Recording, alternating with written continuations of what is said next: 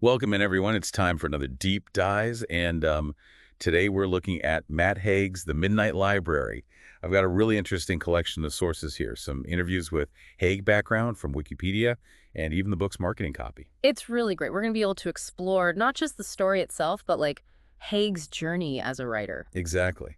So let's start with the core concept. The book centers around Nora Seed, who finds herself in the Midnight Library, which is this place between life and death. Yeah, and in this library, she gets to experience different versions of her own life. It's such a cool premise. Right. It tackles those big questions we all ask. Yeah, Like, what if I'd made different choices? What does it all mean? but there's an optimism to it. It's like a fable exploring these heavy themes with this sense of hope. I like that. And it makes me think about Haig's own life. He's been really open about struggling with depression. Oh, yeah. Even having suicidal thoughts when he was younger. It's kind of inspiring to see how he's turned that experience into something hopeful, not just for himself, but for his readers, too. It's like the Midnight Library was a form of self-therapy for him. He was writing to his younger self. Wow, sending a message of hope back in time. That's powerful. And, when you look at the character of Nora Seed, there's a really interesting evolution there. Oh, how so? Well, in the early drafts, Nora was a man. Really? Yeah. But Haig realized it was too close to home. Like he was writing himself into the story. I see. Changing Nora's gender created some distance and allowed for a more authentic protagonist. It makes you think about how one small change can have a ripple effect on the whole story. Totally. And speaking of finding your voice, Haig's creative process is really interesting. Oh, yeah. How would you describe it? It's definitely not what you'd expect. He describes it as chaotic and messy. Not like those superstructured writers you hear about? No, not at all. He lets ideas percolate for years before he actually starts writing. Like with the Midnight Library itself. Yeah, he said that idea was with him for almost a decade before he started working on it. That's reassuring to hear. Mm. It's not always a straight line, even for successful authors. And it's not just his thinking process, it's his writing environment, too. What do you mean? Well, he used to write everything by hand, but now he types. And forget the quiet writer's den. He doesn't have one. Nope. He writes on his sofa in the living room with all the distractions of daily life around him. I love that. It's so relatable. It challenges the myth of needing a perfect space for creativity. Right.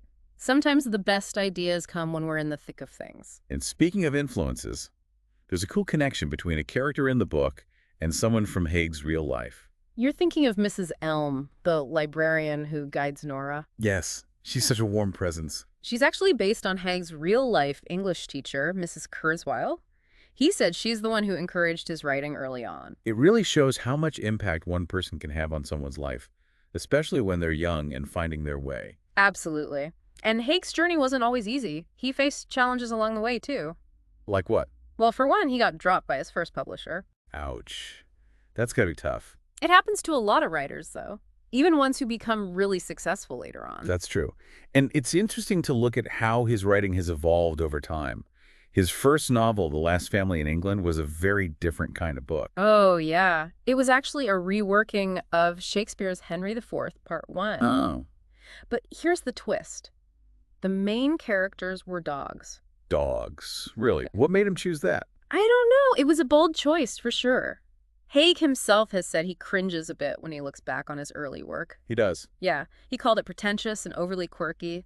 But hey, it's all part of the journey, right? Absolutely. You gotta experiment and find your voice. Exactly. And Haig definitely found his voice in later books like The Humans, where he explores humanity from an alien's perspective. I love that book. It's so insightful. Yeah. And one thing that's consistent throughout his work is his use of short chapters. He's even compared them to tweets or haikus. He really embraces brevity. He says he has a short attention span himself, and he wants his writing to have this reckless feel. It's a smart approach, Yeah. especially in today's world where everyone's attention is pulled in so many directions. And speaking of connecting with readers, Haig has a really unique approach to social media. Yeah, like that time he crowdsourced the title for The Midnight Library on Twitter. He wasn't sure whether to include "the" in the title, so he just asked his followers to vote. That's so cool. It breaks down that wall between the author and the reader. Right, and it shows how much he values his audience's input. Absolutely. So we've got this unconventional writer who's super open about his personal struggles, and he's really connecting with people. And it's all coming together in this book, The Midnight Library, which explores these really big questions about life and meaning. So let's dive into the book itself and see what insights we can uncover. One of the things that makes the Midnight Library so gripping is how Haig takes Nora through these alternate lives. It's not all sunshine and roses. Yeah, he doesn't shy away from the hard stuff. Right. He grounds her experiences in these really relatable regrets, the what if moments we all have. It's like he's tapping into our own secret thoughts. Like, what if I had taken that job or stayed with that person? Exactly, those nagging doubts about the paths we didn't choose. He explores those universal feelings, but with this fantastical twist. And it's not just about regret either. It's about the complexities of desire and how sometimes getting what we want isn't all it's cracked up to be. There's that one life where Nora runs a cozy pub in the country. It's like the dream, right? That sounds idyllic. But even that life has its downsides. It reminds us that no life is perfect. No matter what we choose, there will always be challenges. Right. It makes you question those grass is always greener thoughts. We might yearn for a simpler life, but who's to say we wouldn't just find new things to be unhappy about? And then on the flip side, Haig throws in some really out there scenarios, like Nora becoming an Olympic swimmer or a glaciologist studying polar ice caps. It's like he's reminding us that there's a whole spectrum of possibilities out there, versions of ourselves we can't even imagine. And some of those possibilities are pretty glamorous, like Nora becoming a rock star, living the dream, right? Fame, fortune, the whole 9 yards. But even that life has its dark side. The pressure, the scrutiny, the loss of privacy. It reinforces this idea that true happiness doesn't come from external things, like Yeah. money or fame, Right. It's about finding a deeper sense of purpose and connection. and self-acceptance. I think that's a big part of it too. Totally. And it's interesting that Nora doesn't always reject the bad lives. Sometimes she leaves lives that seem pretty good on paper Why is that? because something's missing. There's this deeper yearning that isn't being fulfilled. It's like she's searching for something, but she doesn't even know what it is. Exactly. And it's through this process of trial and error that she starts to figure it out. By trying on these different lives, she gains a better understanding of herself. Right. She starts to see what truly matters to her, what aligns with her values, what makes her feel alive. And it's not always what you'd expect. For instance, in one life, she's a climate change researcher, making a real difference in the world. That sounds like a pretty amazing path. It does, but ultimately it's not the one she chooses. Which just shows that meaning is really personal. What might be fulfilling for one person might not be for another. Right, and the life Nora ultimately chooses isn't about these big achievements or accolades. It's a life that's grounded in the simple things, Like what? like being a mother, having a loving partner pursuing her passion for music, just being present in her everyday life. It's a reminder that happiness isn't this far-off destination. It's something we can find in the here and now. And it's a message that feels really relevant today, when we're constantly bombarded with messages about striving for more and bigger and better. It's refreshing to hear that sometimes the simple things are enough. And that message is even more powerful because it comes from Haig's own experience. He wrote this book as a way to work through his own darkness and find a path toward healing. It wasn't meant to be a self-help book, but it resonates with so many people who are struggling with similar things. It's really inspiring to see how he's turned his pain into something that connects with people on such a deep level.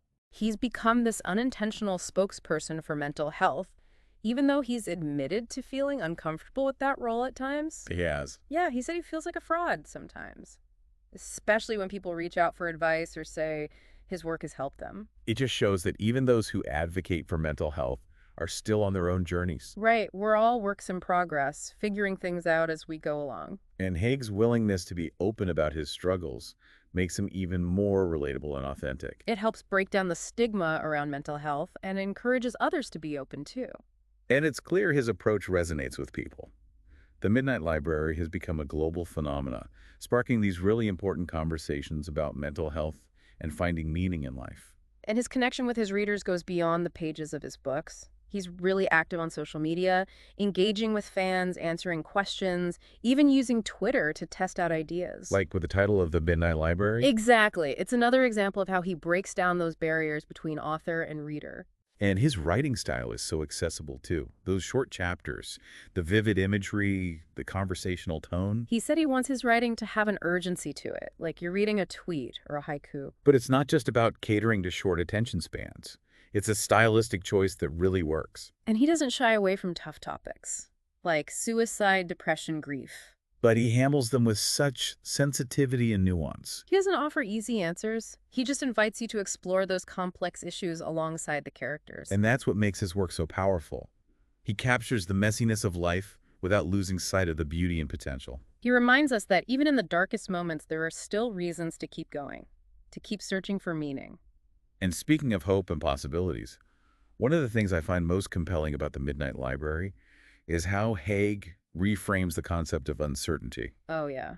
How so? Instead of seeing it as something to fear, he presents it as like a source of hope and potential. It's a real mind shift, right? We're so used to craving certainty and control. We want to know what's going to happen. We want to plan everything out. But sometimes those plans backfire. Like when you try to overplan a vacation and then end up stressed out when things don't go perfectly. Exactly. Sometimes the best moments come when we let go of that need for control and allow ourselves to be surprised. Embrace the unexpected. Yeah, and this really ties into Haig's interest in Buddhist philosophy. I was going to say, this whole idea of embracing uncertainty feels very Buddhist, Right. It's about accepting that life is impermanent and unpredictable. and finding freedom in that acceptance. Exactly. It's not about being passive, but about cultivating resilience, adapting to whatever life throws at you.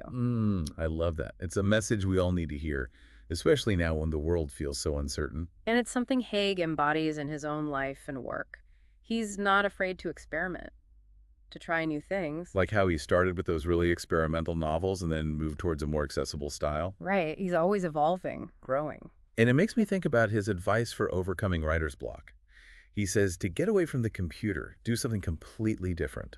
Yeah, give your mind a break. Let those creative sparks ignite on their own. It's like we need those moments of stillness and quiet Yeah. to tap into our creativity. It reminds me of that quote, life is what happens when you're busy making other plans. We can get so caught up in trying to control everything that we miss out on the beauty of the present moment. And that's what Haig captures so beautifully in the Midnight Library. The magic of the everyday, the extraordinary within the ordinary. It's a reminder that we have the power to shape our own lives, Yeah. to choose our own adventures. And to find meaning and purpose even when things are tough. This deep dive has been amazing. We've explored so much, from the pages of a novel to the depths of philosophy. We've talked about regret and hope and the meaning of life. And we've done it all through the lens of Matt Haig's incredible voice. He's such a gifted writer, honest and funny and insightful. If you haven't read The Midnight Library yet, I highly recommend it. It's a book that will stay with you long after you finish the last page. It might even inspire you to create your own Midnight Library, to explore those what-if moments and embrace the infinite possibilities within you. Thanks for joining us on this deep dive. We hope it sparked some interesting thoughts and questions for you. Until next time, keep exploring, keep questioning, and keep diving deep.